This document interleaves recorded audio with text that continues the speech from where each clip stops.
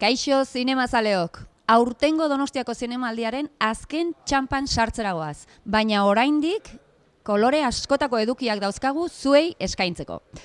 Gaurko elkarrizketatuen artean, Marian Fernandez ekoizlea izanen dugu batetik.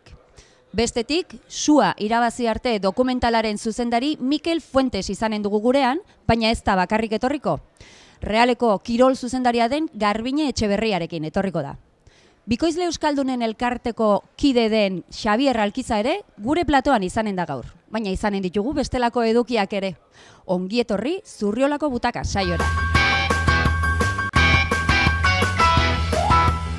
Gure gaurko lehenengo gonbidatua Marian Fernandez dugu, Txintxua Filmseko ekoizlea eta Ibaia ekoizleen elkarteko lehendakaria. Kaixo, zer moduz, Marian? Kaixo, egunon. Bueno, badakigu zinemaldian ibilizarela fororen batean, Europa Latinoamerika foroan ibilizara, ze kontatu dizagukezu? Hemen urtero gu normalian industri aretoan gaude gure lan egiten, eta aurten berezikiz Txintxuatik ekarri dugu proiektu berri bat, oraindikan oso berria dagola, baina eduki dugu aukera proiektu hori aurkezteko koproduzio foro honetan. Eta han ibili gea 4 egun, iganditik atzo arte, koproduktore askorekin bilerak egiten, nazioarteko banatzaiekin, eta hori proiektua aurkezten, eta hurrengo pausua izango da abenduan Buenos Airesera, Argentinara jutia, han beste azoka batea gure proiektuarekin jarraitzeko. Aipatu duzu proiektu, nahiko berde dagoen proiektu bat, eta aurrekoan hemen izan genuen Asier Altuna eta hitz egin zigun Karmele proiektuari buruz. Hori da, zuk aipatzen zenuen proiektua? Hori da, Karmele proiektua da. Karmele da gure proiektua. Oso berde dagona esaten duanean, nahi dut esan, oraindikan gidoia ez dagoela idatzia, idazten gaudela orain, eta ja zigea gure partaideak eta biltzen gure inguruan, kasu honetan Bainet ekoiztetxearekin egingo dugu pelikula hau, eta Gaztibeltza iparraldeko ekoiztetxearekin batera ere. Eta, baina gelditzen zaigu bide luzea, 2 edo 3 urte proiektu hau bukatzeko. Koprodukzioa bilatuko duzuela esaten duzu atzerrian ere bai, ekoizle Latinoamerikako ekoiztetxeren batekin agian? Hori da helburua. Proiektu hau rodatzeko Go Ameriketara edo Karibe aldera jun behar gara rodatzea, zatitxo bat behintzat, beste dana hemen Euskal Herrian egingo dugu, eta hortarako hango koproduktore bat bilatzen ari gara. Foro honetan, aipatu dugu, proiektu batekin joan zaretela, baina bazabiltza beste foro batzutan ere bai, ezta? Bai, justo gaur bertan, gaude hemen kursalean 4 haizetara foroan. 4 haizetara da dokumentalaren foroa, eta Ibaia elkarteak antolatzen du foro bat da, eta gaur ni nago beste proiektu batzuk ezagutzen. Bale, ez zarete joan proiektuarekin, bezik eta beste batzuk ezagutzen zaudete. Hori da. Ongi, nolako proiektuak dira bertan aurkezten direnak? Ze tendentzia edo, ze izaten da gehien bat? Gaurko proiektuak dokumentalak dira, ez fikzioak, eta etortzen dira, 14 proiektu dira, etortzen dira leku desberdinetatik, Brasiletik, Argentinatik, hemen Euskal Herritik ere, Kataluniatik, eta oso proiektu desberdinak. Nik eukidet aukera gaur goizian 3 proiektu ezagutu ditu, bat zan transexualaren histori oso berezi bat, beste bat futbolari buruz, baina normalian dira historiak oso kreatibo aldetikan oso histori indartsuak. Potentea dira. Bai. Bestetik, Marian, sariak jaso zabiltza. Zinemaldia hasi aurretik saria jaso zenuen, orain hemen dantza filmarekin ere bai, saria jaso duzue, horrek ere emanen du, ezta? Bueno, bai, pozik nago. Bai, azkenengo saria, zuk esan dezun bezala ezae saria izan da.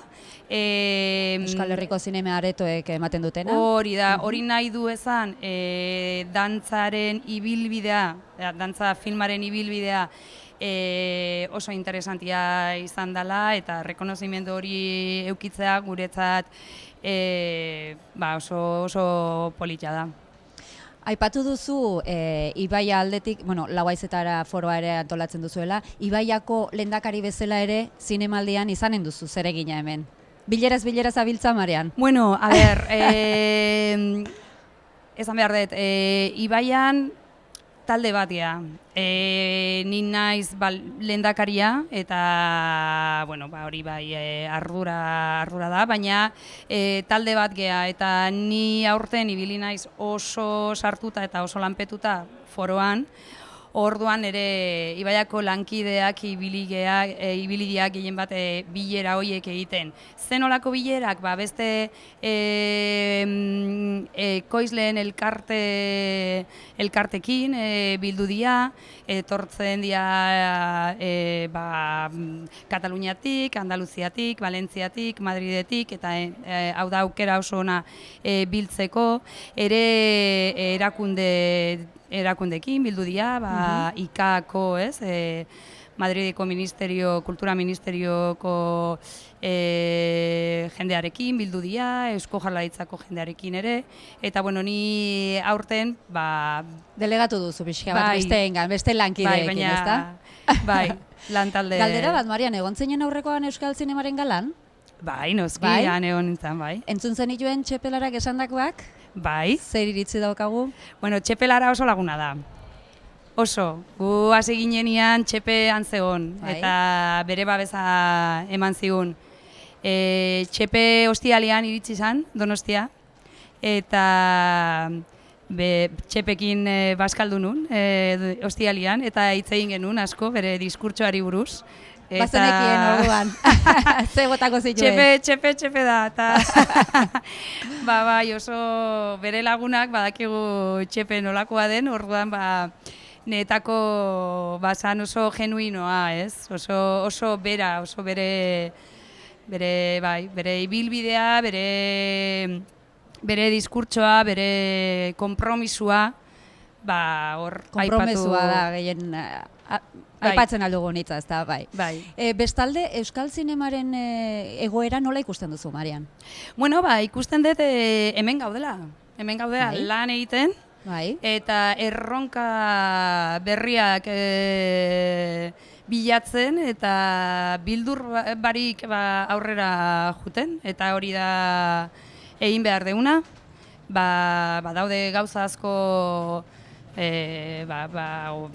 lan egiteko eta borroka egiteko jarraitu behar degula, noski, baina gogoakin gaude, bai. Eta bestalde, esan dizkiazu, zuk zer egin desente dituzula zinemaldian, baina badaukazu tarterik gero ere aparte, zure aixian zinemaz gozatzeko? Bai, bilatzen duzu tartea. Bai, egunero, arrapatzen dut, momentu batian edo bestian, pelikula bat, edo goizeko 8 emanaldi bat, edo gaueko 10 bat, baina egunero zehose ikusten dut, eta espero dut bilar bat baino gehiago. Beira, doble. Bai, biharria bizkan lasaiago. Oso ongi. Marian, mila esker gurean izategatik, Zurriolako butakan tartetxo bat hartzeagatik, eta zorterik onena. Zuei mila esker. Gaur gauean, Donostia saria emanen diote Donald Sutherland aktoreari, baina ezagutu dezagun pixka bat gehiago honen ibilbidea.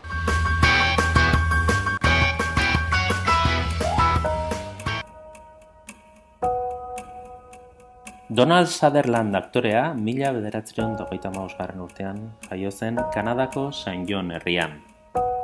Gaztetan, ingeniaria izateko asmoa zuen eta ikasketa horiek ere egin zituen. Azkenean ordea, antzezpenaren aldeko hautua egin zuen eta Londresera joan zen hango musika eta arte dramatikoaren akademian ikasteko. Haren aparteko kurrikulumak 150 film baino gehiago hartzen ditu barnean. Besteak beste, klasiko ezagun ugari. Robert Aldrichen The Dirty Dozen, Robert Altmanen MASH, John Schlesingerren The Day of the Locust, Robert Redfordren Ordinary People, Bernardo Bertolucciren Novecento, Philip Kaufmanen Invasion of the Body Snatchers, Nicholas Roegen Don't Look Now, Alan J. Pakularen Clute eta Federico Felliniren Il Casanova. Sutherlandek Snow presidentearena egin zuen The Hunger Games sail ezagunaren 4 egokitzapen zinematografikoetan. Nicole Kidmanen aita izan zen Anthony Minghellaren Cold Mountainen, Charlize Theronen aita The Italian Job filmean eta Bennett jauna Pride and Prejudicen. It seems I am overruled. So, I heartily give my consent. Telebistan, atzaztaldeko gizonezko aktore onenaren Emmy saria eta Aurrezko Globoa irabazi zituen. HBO-ren Citizen X filmean egindako lanagatik eta Aurrezko Globoa irabazi zuen baita aurretik HBO-ren Path to War drama historikoarengatik ere. Oraintsu, Trust telesailean J. Paul Getty ezormamitu du Sutherlandek Danny Boyleren zuzendaritzapean eta Helen Mirrenekin aritu da Sony Classicsen The Leisure Seekers filmean. Azken aldian, The Undoing telesaila grabatzen aritu da Sutherland, Nicole Kidmanekin batera eta Susan Bierren zuzendaritzapean. Antzerkian, Lincoln Centerreko 10 Unknowns ekoizpenean aritu da John Robin Baitz zuzendariaren esanetara, gizonezko aktore onenaren Outer Critics Circle Awards sarirako hautagai izan zen lan horregatik, eta horrez gain, Enigmatic Variations ekoizpenean protagonista lanak bete ditu Londresen, Toronton eta Los Angelesen. Aurten, Kanadako ordenako kide izendatu dute Donald Sutherland, eta hortaz, herrialdeko ohore handiena bereganatu du. Gainera, 1983an Frantziako arten eta letren ordenako zalduntza eskuratu eta gero, 2012an herrialde hartako ohore handiena aitortu zioten arten eta letren ordenako ofizial izendaturik. Arte eta Zientzia Zinematografikoen Akademiak ohorezko Oscar saria eman zion 2017an jardunean egin duen ibilbidearen omenez. Gaur, Donostia saria emango diote Sutherlandi eta gala berean haren azkeneko filma emango dute, The Burnt Orange Heresy. Giuseppe Capotondi zuzendariaren genero beltzeko pelikula da, eta aktoren artean Mick Jagger, Claes Bang eta Elizabeth Debicki daude.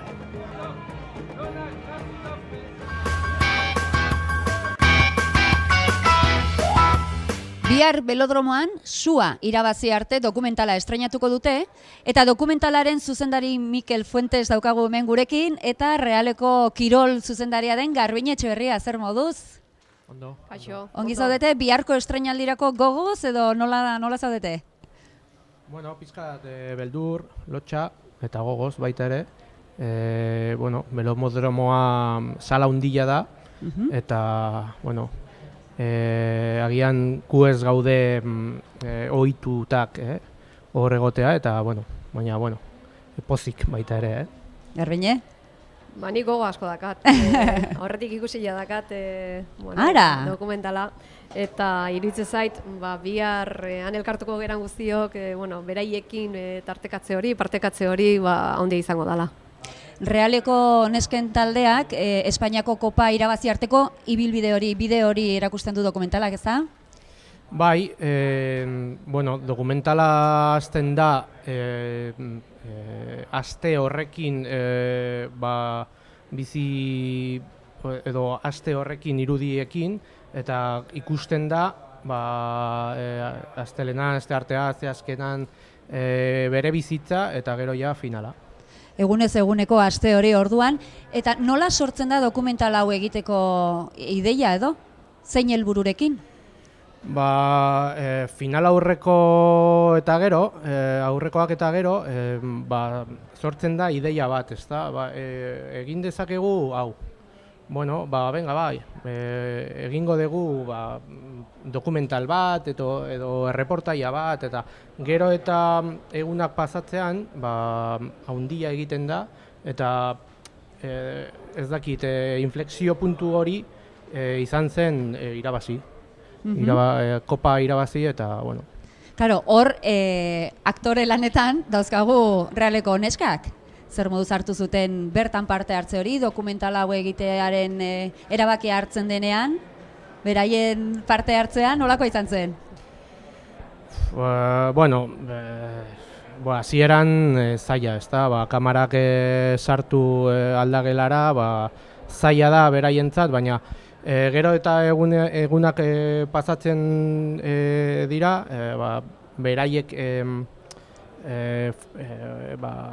Hobeto bizitu zuten, egia da, Mikelek esan duena, bueno, ohituta ez gaude, ez daude, baina aste horrek deno jarri gintuen, bueno, pixka bat alertan, ez da, eta egunero finala inguratzen zen heinean, grabaketak ere igual interesanteagoak ziren. Batu zirela baldintza ezberdinak, batetik zegoen finala bera eta bestetik egiten ari zineten lana, ez? Bai, nik uste dut, bueno, finalaren bururatze zaio klubari grabazio hori, ja finala jokatzea, izugarrizko, ez, erronka zelako, eta historian eta emakumearen futbolean, Realak ez zuen inoiz hori lortu. Orduan, bueno, pixka bat bideo edo dokumental horretan plasmatzea nahi zuen klubak. Eta noiztik, nora, eta junginan pixkanaka dokumental hori gehitzen eta hunditzen. Eta orduan, izan zen jokalarientzako ere esperientzi oso polita, eta guretzako ere arduradunentzako. Claro, historikoa izan zitekeen momentu bat jaso egin nahi zenuten, eta historikoa izan zen. Zeren gero, claro, irabazteak dokumental honen bukaera edo baldintzatzen du, ez? Bueno, nik uste zala dokumentala esan deten bezala, ez? Finala jokatzearekin ere ja handia zelako, edo lortu zena polita zelako klubarentzat, baina gero gertatutakoarekin oraindikan ere egin duten lana oraindik izugarriagoa da, eta nik uste dut hori ja historiarako betirako geldituko dela eta gaina imaginekin daukagu ja, ez? Horri ahaztu ezina izango da denontzako. Mikel, ospakizuneko irudi asko ikusiko ditugu, ze hori gainera pantalla handi batean, agian gehiago ospatu beharko duguna. Bai, ikusiko dira, bai, eta ezta? Bueno, aste osoko dokumentala da, orduan, bueno, partekatutak daude irudiak, eta bere bizitzaren irudiak sartu genituen, eta baita ere ospakizunaren irudiak. Bere bizitzaren irudiak diozunean, zer dira, beraien egunerokoan? Bai, guk nahi genuen erakutsi ez bakarrik futbolaren irudiak, bere bizitzaren irudiak baizik, ezta? Bere eguneroko bizitza, ikasketak, bere bizitza etxean, eta, bueno, hori nahi genuen erakutsi, bere egoera erakusteko, ezta? Nola da nesken taldearen bizitza. Espainiako Kopa irabazi duen talde horren egunerokoa zein den ere bai, ezta? Bai, ez da bakarrik zelaira mugatzen. Hori da. Beraiek, Zubietan bai, ordu asko egin zituzten, baina gero jokalarien egunerokoan, ez? Futbolataz aparte gauza gehiago egiten dituzte ikasi, gero familiak daukan eragina, ze ingurutan bizi diran, ez ziren hain ezagunak, eta orain honekin ikuste bai, izenak eta bizena dakizkigu. Esan dugu bihar estreinatuko dela Belodromoan, ze suposatzen du horrek zuentzat? Belodromoan estreinatze horrek? Leku handia da? Bai, guretzat posa handia, ezta? Ez genuen espero hau. Orduan posa handiak, lotxa baita ere, eta, bueno, pizkat beldur.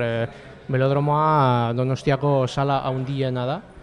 Baina, bueno, gustatuko leitzaiguke gero eta jende gehiago etortzea, eta, bueno, espero dugu beteta egongo dela. Ez dira bakarrik futbolzaleak egonen, futbolzalea ez dena ere gustora gerturatuko den dokumentala da? Bai, ez da futbola bakarrik, ez da partidu bat ikustea, ez da baloia bakarrik ikusiko. Gauza asko daude atzean, ez da? Nik uste dela hori da, historia polit bada, eta gaina historiaren bukaeran, gauza oso politia gertatu zen. Eta gauza, nik uste imaginoiekin jendea unkitu egingo dela, eta denok bizituko degunaan oso politia izango dela. Bai, hori da, bakarrik ez da ateratzen futbola. Nik uste dute pelikula erronka bat dela, nesken erronka bat dela, eta hori ikusten da, nola bizitzen dira, nola lortzen dira diren bere erronkak, eta hori nik uste dute polita gelditu dela pelikula. Oso ongi, esan bezala, bihar da zita, estreinatzeko zita hori, zorterik onena, ea ospatzen duzuen ere bai, berriro ere, beste ospakizun handi bat egiten duzuen belodromoan bertan gerturatzen diren guzti horiekin. Eskerrik asko Zurriolako butakan izateagatik. Eskerrik asko. Mila esker zuei.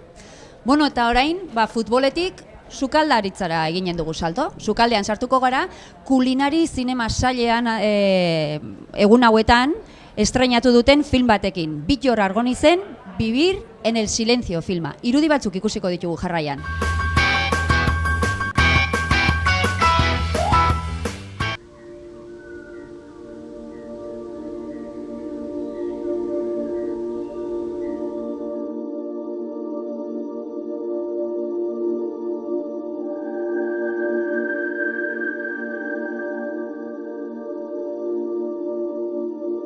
La cocina de los sentimientos empieza por tu tierra. Yo amo mi tierra, ¿no? Y siento mi tierra. Para mí esto es vivir.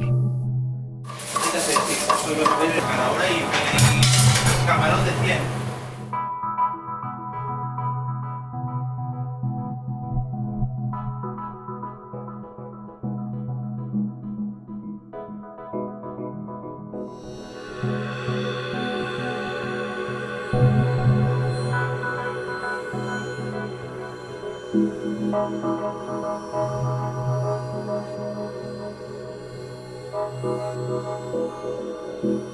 As we've seen more people cooking over fire and cooking on a grill globally, and I think he's the most influential chef in that respect internationally.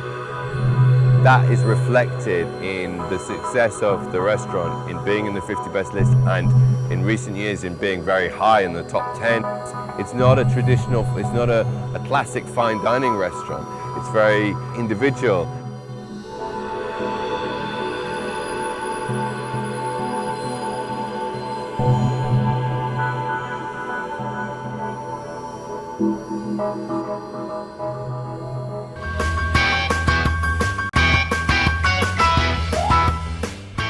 Gure hurrengo gonbidatuarekin bikoizketaren inguruan mintzatuko gara. Horretarako gurekin daukagu Xabier Alkiza, bikoiztaile euskaldunen elkarteko kidea zarazu, Bieus elkartekoa. Hori da, egunon, bai, elkartetxo bat sortu genuen, bikoiztaileen artean, eta ni esan dezagun zuzendaritza maikide bat naiz. Ongi. Pixka bat oinarri hartu dezagun, ze egoeratan gaude gaur egun Euskal Herrian bikoizketaren mundu hontan? Beno, oso egoera txarrean, badakizue, sare sozialetan eta pagabiltza, eta prentxan ere bai, eta egia esan hori gure lanbidea kinka batean dago. Kinka batean dago, esan daiteke sekula ez dela ingaizki egon, eta elkartea sortu nahi izan genuen, hau pixka bat mahai gainean jartzeko, eta nolabait aldarrikatzeko guztionen parte bat gerala, ezta? Ikusentzunezkoaren parte bat gerala, eta gure hizkuntzako ikusentzunezkoa nola dago, eta gu ere nola gaude, ez da oso kinka larrian. Aldarrikapen honekin batera, lan prekarioan zabiltzatela ere esan duzu, bereziki zer eskatzen duzue? Bereziki eskatzen duguna da, eman behar zaion garrantzia, eman diezaiola, eman behar dionak, eta gure ikuspegiz da batetikan gobernua, ezta alde batetik kulturan zerikusia daukalako eta bestaldetik hizkuntza politikan zerikusia daukalako. Eta zoritxarrez euskarazko ikusentzunezkoan hori juntatzen zaigu, ez nahita nahiezkoa da, ez daukagu merkaturik. Orduan, gure aldarria ordoa, ezta gure aldarria doa guztiz baztertu dela, azken 20 urtetan guztiz baztertu dela, ez zaigula filme bat bikoiztea kausitu, nik uste dut, atzola memoria pixka bat eginez, uste dut azkena 2010ean edo egingo genuela benetako imaginezko filme baten bikoizketa. Eta orduan, eskatzen dugu eta eskatzera joan gara, benetan beharrezkoa dela eta gure hizkuntzak behar duela. Eta ikusentzunezko sektore bat egon behar badu, behar duela. Gu ez gara azaltzen kamaratan eta nik alergia pixka dakat. Bueno, orain daukazu aukera orduan. Ez dut bate atsegin, baina gu festival honetan ia urtero gaude. Urtero gaude. Aurten ere gaude. Guk egin dugu Elkano filmeko ahots plantel guztia.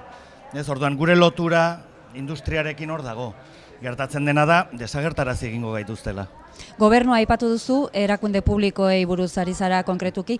Zer harreman mota daukazue? Eskatzen diozuena, aldarrikatzen duzuena hor dago, baina zer harreman mota daukazue gaur egun? Oso harreman eskaxa. Oso harreman eskaxa. Gertatu zaiguna da, alde batetik eskatu dugu lan kantitate bat egonda dila, bestela ezin baitugu biziraun ere, ez baitago ordurik euskaraz bikoizteko, eta horretatikat eskatu dugu, zoritxarrez, guk daukagun eragile edo garrantzitsuena ETB da, eta ETB gobernuaren eskutik doan ETB hori, eta ETB horrek gure lan baldintzak asko eskastu ditu azken 10 urtetan, eta utzi gaitu lan prekario batean. Orduan gure aldarriak hortik doaz. Alegia hemen eskua garbitzea ez dago ondo, eta gobernuaren erlazioa, edo gobernuarekin izan dezakegun erlazioa hori da, gertatzen dena da hutsa dela, ze eskatu diegu, bitartekaritza bat egin dezatela, eta mesedez aldarazi dezatela sektorea gure puska txiki horretan behintzat, eta ez ezkoa jaso dugu. Zinemaldi honetan aurrekoan eskaini ziren ESAE-sariak, Euskal Herriko Zinema Aretoek ematen dituztenak, eta bertan egon zen Eusko Jaurlaritzako kultura sailburu ordea den Joxan Muñoz, eta berak, jakinen duzu, baina aipatu zuen, Euskal Zinemaren alde eragile guztiek lan egin behar dutela, aritu behar dutela auzolanean. Zuk ze iritzi daukazu honen inguruan? Iritzia baino gehiago, gure elkartean eta gure sektoreko zati horretan daukagu konstatazioa, ez dakit euskeraz esaten, zoritxarrez arduran daudenek hortik jo nahi dutela. Eta auzolana ez nik auzolotxa esango nuke. Auzolotxa da ematen diguna, begira, aste honetan bertan, korto baten sonorizazioa zaritu naiz, ingeniari batekin, audio ingeniari batekin, eta kontatu dit, internazionalki saria jasotzen ari den korto bada, ez dut izenik esango, eta ezin izan du bere lana kobratu ere egin.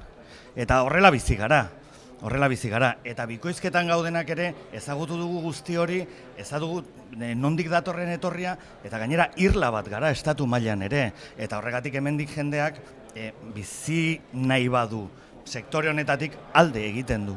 Eta hor ditugu aktoreak, eta hor ditugu gauza pila bat, ez joaten direnak. Zuen erabakien artean hartu zenuten erabakia film gehiago ez bikoiztearena, zergatik hartu zenuten erabaki hori? Guk hartu genuen euskaraz zinerik ez bikoizteko erabakia, eta telebistarako ere bikoizketarik ez egiteko erabakia.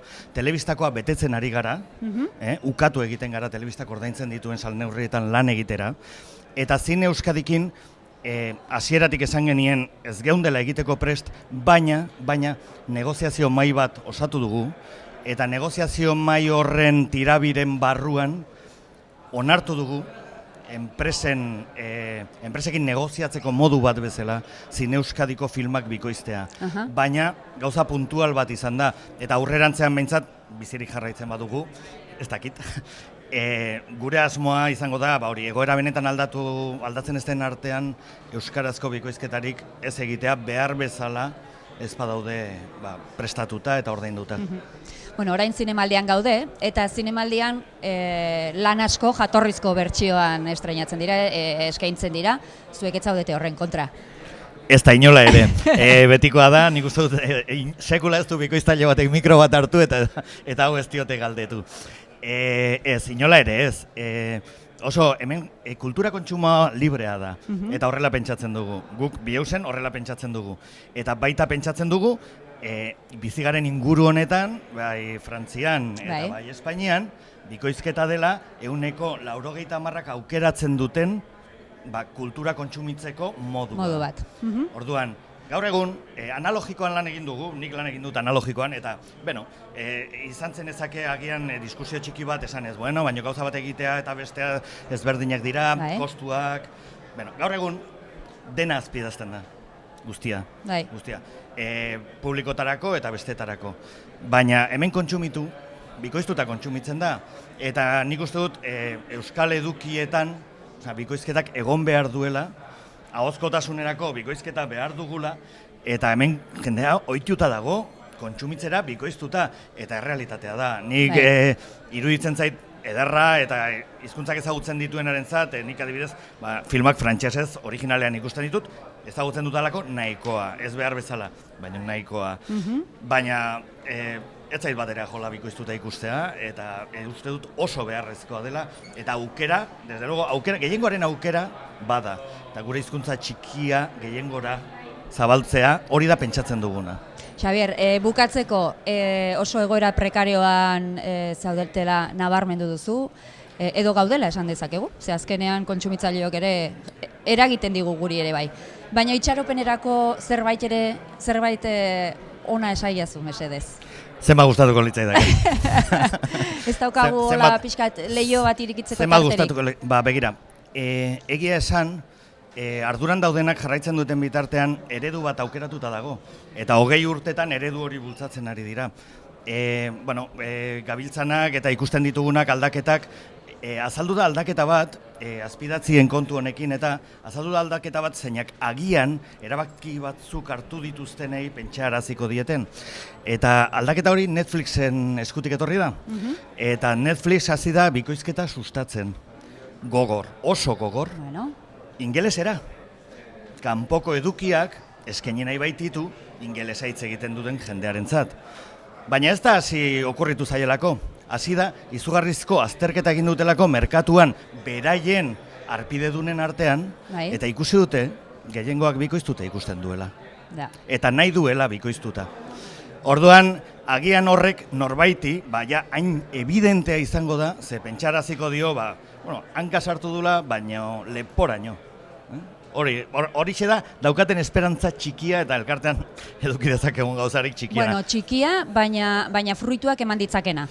Nik uste dut eman ditzakela, baina benetan kontzientzia falta dago hemen agintzen dutenen artean. Edo kontzientzia falta baina gehiago beste aukera bat. Eta aukera hori nahiko ustela izan dela guk esaten dugu.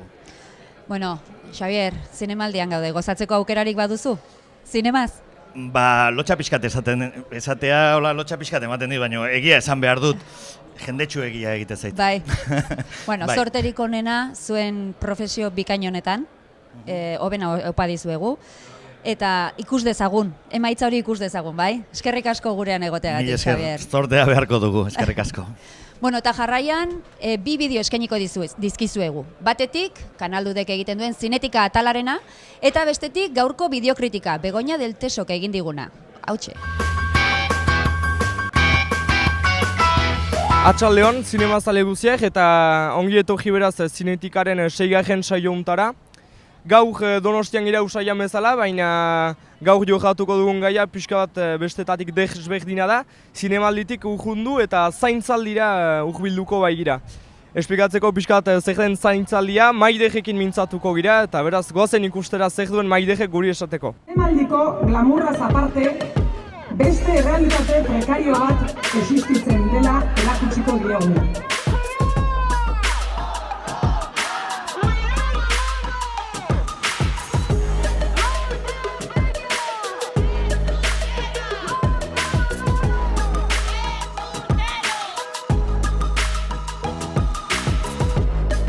Atxaldeon Maidej, hemen gira gauk zurekin, atxalde hastapena beti Donostian, baina gauk ez bezala ez gira kursalean, gauk saguesen gira eta Ara, kursaletik ona jingira, kriston bada jende hemen, esplikatzen lekuzu pixkatze pasatzen ari den, eta zertako hemen den jendea?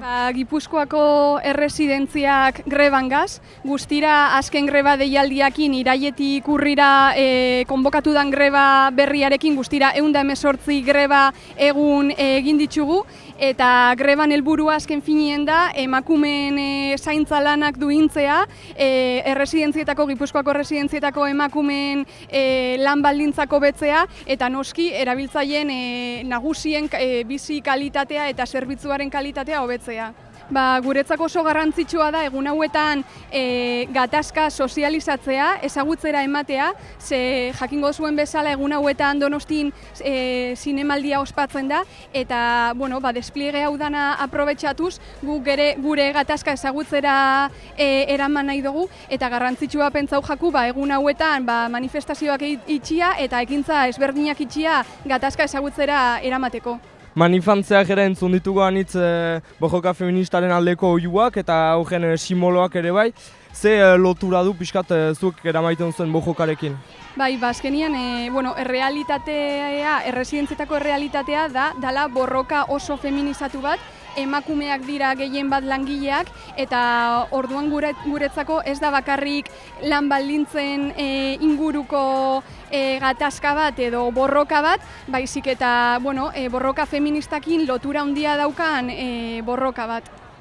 Eta beraz, ekintza desberdin horiek, zehaztean liguzu pixkat zein diren eta ze egingo zuen? 25 gaur asteazkena, bihar osteguna eta ostiralean hemen egongo gare, Zaguesen, antolatu dugun karpa baten, eta ekintza ezberdinak egongo die hitzaldiak, pelikulen proiekzioa, apur bat gatazkarekin harremana daukien pelikulen proiekzioa, karaokeak egongo die, erromeria feministak, eta ekintza desberdinak ingo ditugu, orduen animatu ona etortzera, Zaguesera, eta hemen egongo gare.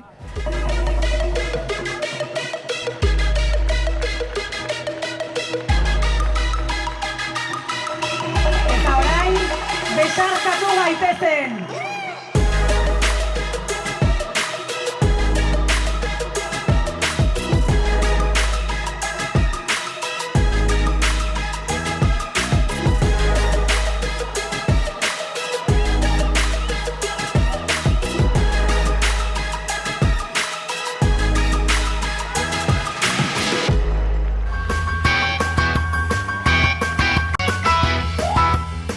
Txikimendu berezia daukat Gilstein Miftizekin, bai Iban del Camporekin eta bai agertzen diren guztiekin, Dirte Martini eta Tiger izeneko artista, markaz kanpoko guztiekin, markaz kanpokoak, denboraz kanpokoak, eta gustatzen zait horren underground izatea, gustatzen zait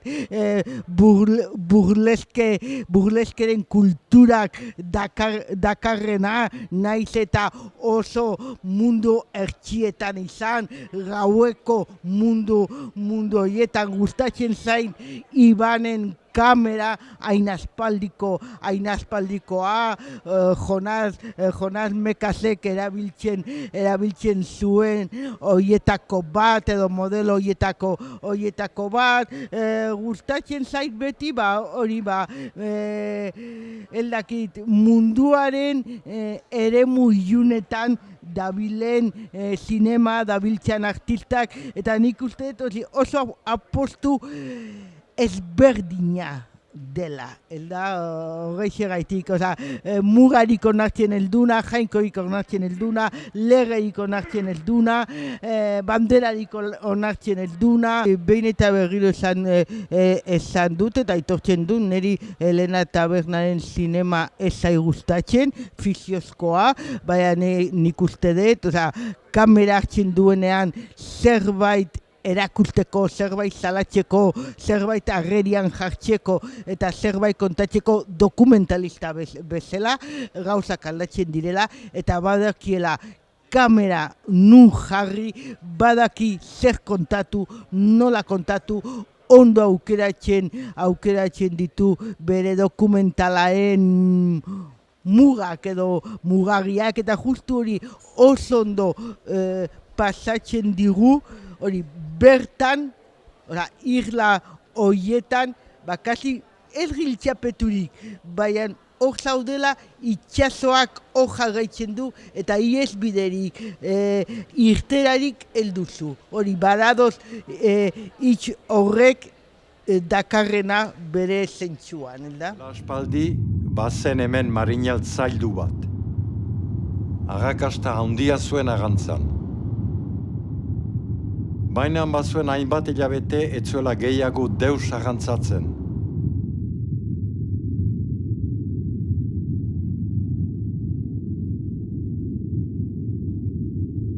Badakigu zer den, oso filmatxo txikia, baina polita dena, kooperatiba moduan errinda izatea, pelikula bat nola egiten den erakustea, gazteek errindako hausnarketa sakon baten eta geroko irudiak hori izatea, iparaldekoa izatea, eta naiz kostaldean filmatu izatea, barruko iparaldeko jendeak egina izatea. Badago, beti aipatzen dugun izen hori edo hitz hori, arrobia, eta bakarrik hori tabakaleran, eta bakarrik hemen Donostian, baizik eta Euskal Herriko leku askotan, eta gaina nolabait leku guretzat urrutiko hoietan. Ikusi beharreko dena panorama ikusmira osoa osatzeko, iruinak regito. Eta horrela jakingo duzue zein den emaitza. Bai, betikoa, martxan daudela Euskal Herriko mutu guztietan eta barne guztietan.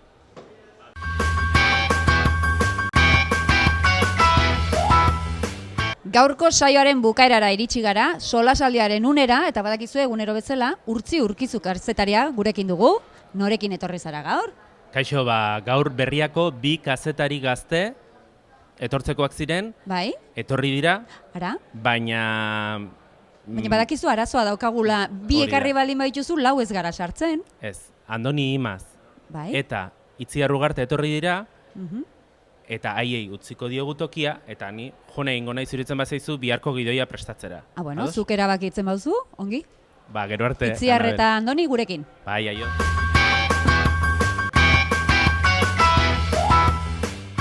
Urtzik esan bezala, hementxe ditugu Itziar Ugarte eta Andoni Imaz kazetariak, Berriako kazetariak biak. Kaixo? Kaixo. Zinemaldiak kurritzen zabiltzaten lehenengo aldia duzue hau, zer moduzko lanegunak izan dituzue? Bai. Ez dut, gehien errepikatzen gabitzen hitza hori dela egun honetan, gustora, eta pixka martxa hartzen, eta zurrunbiloari segika, ez? Zuretzat ere bai, Andoni? Bai, hasierako mareoan ikuste dira pixka gaindituta, hasieran hau mostroa da, eta ulertzea ere honen dinamikak hori ulertzeak dauka bere lana, baina, bueno. Ja, martxa hartuta eta guztua. Zurrunbilo hori zuek ikusten zenuten, kaos bat ikusten zenuten hemen guzti hau ezagutzen etzen utelako, nola izan da guzti hori? Kaosan parte, igual gure lana ez talako hain zehatza edo pixkat improvisatuz gabitzalako unetik egunera, eta orduan ibili behar zera pelikulat ikusi, urrengo eguneko elkarrezketa lotu, eguneko igual beste zutabe hori datzi, eta improvisatzen, ez? Da pixkat zurrunbiloa haitea, horregatik bat ez du. Egin beharreko guzti horiek nola bete edo egunean egun. Bai, hori da. Zerdi pixka bat ingo horrekin lanea, baina bitartean biharka pentsatzen eta etxiko gare lotu gabe. Bai, hori da. Esan duzu elkarrizketak lotu behar zen ituzela, eta elkarrizketa hola bereziena egin duzuena zen itzanen da? Bereziena... Nik gogoratzen dut, egin nun lehenengo elkarrizketa uste izan zela Latxli zuzendari frantsesa egin nion, eta izan zen Maria Kristinako terrazan indako talde elkarrizketa bat, eta nire nintzat harrituta edatu nintzen, jende hona etortzen da, eta justu atzo lehitu genuen Moriartikok eduki dituztela, egun elkarrizketa 5 egunean indituztela. Klaro, zu ikusten dezunen jendea dabilela bata bestearen atzetik gauza berdinak edo antzekoak errepikatzen, eta hola, ganaduaren moduan Ta, kazetaria sartzen ginen, eta behan geldi jarretzen, eta... Eta nabaritzen duzu elkarrizketatuak ez dakiela esan duen, ez duen esan, hori esan dion? Bai, nik hori pasatu zait, esan ez dakit zuri esan dizuten hau, edo beste batean esan hon. Bai, erantzun batzu ja oso ikasiak, ez da, zu nahi duzu igual zer berria galdetu, baina ez dakotzu denbora asko gertatzeko elkarrizketak, orduan dana da... Eta meritu handia daukate, hainbeste aldiz erantzuten galderantzeko. Elkarrizketez gain, esan duzue, pelikulak ere ikusten zabiltzatela? Pelikula xelebre bat edo bitxiren bat edo harritu zaituztenen bat? Ba, danetik. Nik uste dutela pixkapen impresioa bentzate, oso pelikula ezberdinak ikusteko aukera izan dutela, baina bai baitea ez dela uste beste pelikula ikusten, ez? Lanean egon da. Nahi baino gutxigo bintzen. Hori da, nahi baino gutxi igual, hori da. Bai, hartzen duzu edo goizeko pasea, edo igual gabeko pase hori, baina egunean zehar beste lanekin ja betetzen da, ez? Ez da nahi beste pelikula ikusteko. Eta hoien artean, ikusi dituzuen hoien artean, hola? Zerbait bateon bat bereizterik? Ba, nik oso gustora ikusi dute Oliver Laxe Noke Arde, adibidez. Behin bate baino gehiago esan dagoa, ari? Bat hola epatziatik, Ni nahiko jota utzen ninduen, ostiral gauen ikusi nuen The Lighthouse pelikula. Eta bildu psikologikoko... Amets gaiztuak izan zen ditun ondoren, Andoni? Amets gaizturik ez, baina urrengo biharamunen ere, banukan noendik gorputzaldi xelebre bat, bai. Bai, nik atzo gauian hau Ardefitz eta kaleran, eta niko proposamen ezberdin bate bai, dokumental eta ariketa ezberdin bat, eta baita ez dakilan interesgarri bat. Batzekoa. Eta horrez gain, elkarrizketak pelikulak ikusi zutabean ere idazten duzu, Boaz Berenea zutabean? Ja, buruko mina handixenan ikusten dute horrekin nabitzela izaten. Zer ba? Bai, zertaz idatzi eta margen hauki gauza batzuri buelta batzuk emuteko, eta arte bat hartu pixkat eguneko lanetik gelditu eta buruan resetein eta pentsatzeko... Hori da. Bai, nahi duzu pixkat ezberdinarin edo... personaletik pixkat aportatu guzti honi eta hori da zaiena nik uste dut askotan. Nahikola egun estresanteak dituzuela antzeman dezaket, bai? Hala da, ez? Bai. Baina, esperientzia bezala zer? Errepikatzeko modukoa? Bai, esan nintzako gero, Gero, egia pixkate mainati jartzen, baina azkenen pasatu dugu aste osoa hemen, gure kasa, redakziotik kanpo, lan ederra, jendea elkarrizketatzea pelikula ikustea. Bai, zutatzeko ematen dugu. Arnaz pixkat hartzeko momentuan, ez? Eta estresantea izan, ez da? Bai, parentesi moduko bat. Nik uste dut nik bana bintzatola bizitzen apurru bat. Ez dakitzu horretan oso ondo ze pasadan ingurua, ze pasadan munduan, jekiten zadenetik horiatu beharte, kasi zinemaldia bakarra. Zinemaldiaz gain ez dago besterik, ez da? Bai, pixka sensazio arraro hori nik badakot, bai. Eta 78garrenean, hemen izan zaituzte orduan? Eta gure esku bakarrik. Baina zuen aldetik, prestutasuna bai, ez da? Bai, nik uste ja beste modu baten ibiliko garela martxa hartuago edo. Bueno, egun gutxi gelditzen dira, disfrutatu alduzuen neurrian behintzat. Eskerrik asko, zorterik onena, Jarraitu hola, Bueno, eta zuei agur esan behar dizuegu, baina badakizue agur esateko modu berezia daukagula saio honetan, egunero uzten zaituztegu film baten irudiekin, gaurkoan Amazing Grace, Sidney Pollack eta Alan Elliot zuzendariena. Ikus ditzagun irudi batzuk.